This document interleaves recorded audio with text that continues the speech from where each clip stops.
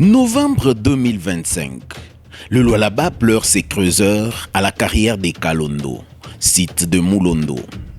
Pour stopper l'anarchie et sécuriser les artisans, le ministre national de Mines, Louis Watum Kabamba, prend une décision forte, l'octroi des 64 ZEA viables. Face à ces hold-up programmés, un homme choisit de parler à visage découvert. Ali Massimango Alain, figure majeure du dossier sur le terrain, refuse de cautionner ce qu'il qualifie de mafia administrative. Sans détour, sans équivoque, il décide d'alerter directement le ministre des tutelles sur la trahison qui se trame derrière son dos. Celui qui a rencontré le ministre, son Excellence, c'est moi, M. Alain.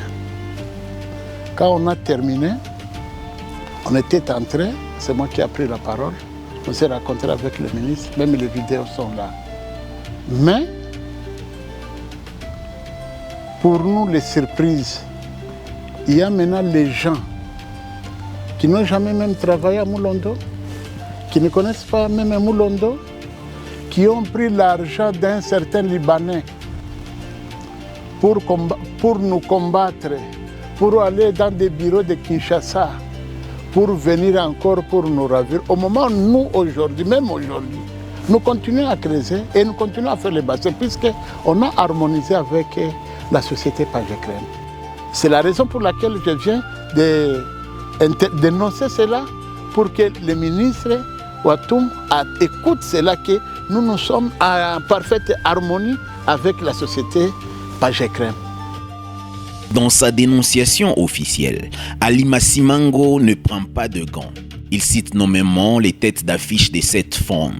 Les cieux des données Banza, Aboubakar Mouigné, un certain Philippe et Zoé Kabanga. Ces derniers est explicitement accusé par M. Massimango de brandir abusivement une prétendue appartenance à la famille présidentielle pour intimider les services et forcer le passage. Mais ces réseaux des dissidents ne travaillent pas seuls. Les dénonciateurs pointent une connivence flagrante avec des hauts responsables au cœur des 2 services techniques clés du ministère national de Mines. Leur objectif, c'était pour arracher maintenant par force.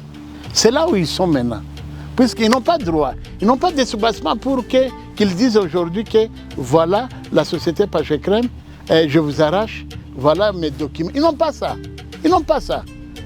Et ils sont en train de marchander avec leurs connaissances, comme aujourd'hui nous appelons le trafic d'influence. Puisque le ministre nous a promis, moi Alain, devant la face de maman, la gouverneure, qu'on a déjà travaillé une affaire de 64 ZEA.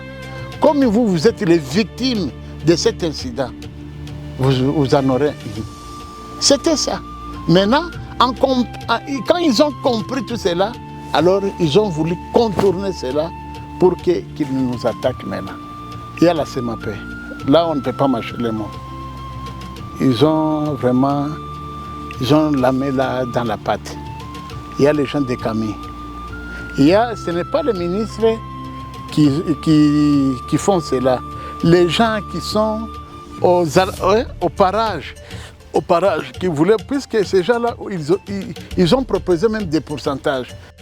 Pour M. Massimango, ces individus ne sont que des opportunistes faussaires, sans ancrage réel à Kolwezi. Et sa proposition pour crever l'abcès est on ne peut plus claire. Un retour immédiat à la case de départ. Venir ici, à Moulondo, et faire l'investigation, comme vous faites ici, vous m'aviez trouvé en plein travail. C'est ça même le vrai, pour que le ministre sache que la vérité, qu'il vienne à Moulondo. Le message est lancé sans filtre et sans équivoque, depuis les carrières du Lualaba jusqu'au cabinet du ministre à Kinshasa. Louis Watum Kabamba, dont le mandat est placé sous les signes du patriotisme et de l'intégrité minière, laissera-t-il les Camille et les Saïmapé valider ses coups de force ou choisira-t-il de relever les défis d'Ali Massimango en venant confondre les imposteurs sur les sols de Kalondo? Au Lualaba, le dossier Comicam est désormais devenu le symbole du combat entre la vérité du terrain et les intrigues de la capitale. Un dossier à suivre.